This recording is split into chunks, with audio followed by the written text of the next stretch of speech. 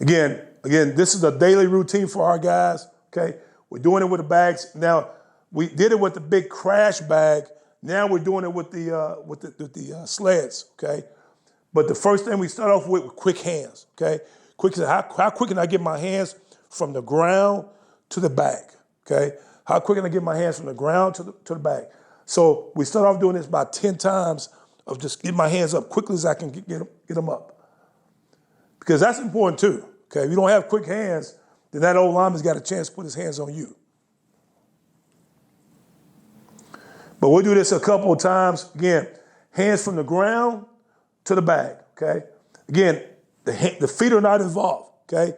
The feet are not involved. Hands, hips, and then feet, okay?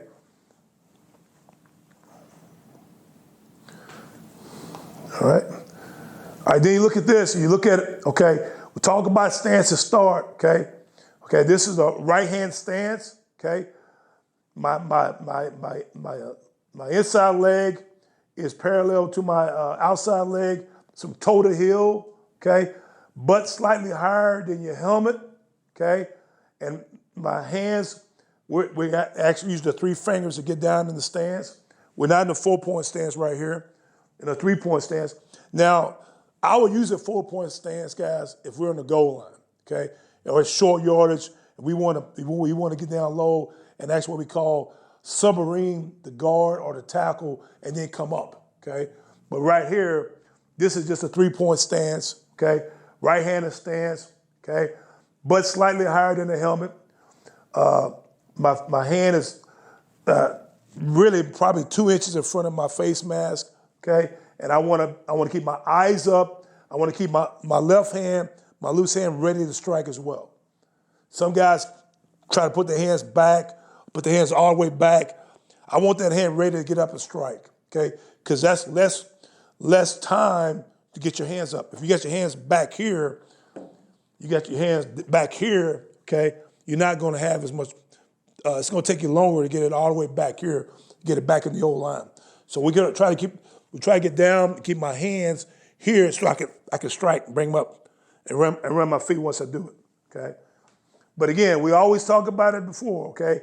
Talk about get my head to the gap, V of the neck, either outside or inside. Then I'm gonna bring my hands, and then I'm gonna bring my hips, and then I'm gonna bring my feet, okay? So hat, hands, hips, and then feet. And you can see it right there, good. Hat, right? Hands, hips, and then feet, okay? Do it every day. This is like a daily routine that we try to incorporate, okay? I'm not really worried about the feet moving here. I'm worried about the hands. I'm worried about the hips, okay?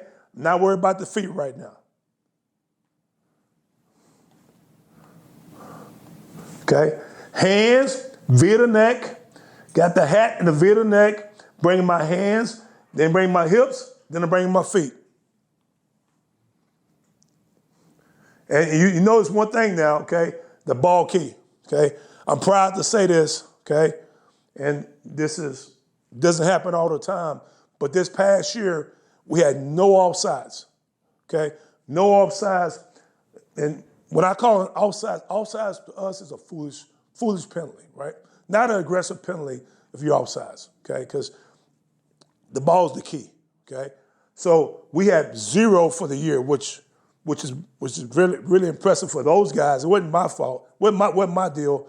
It was those guys paying attention to the ball. So always try to incorporate a football in your drills.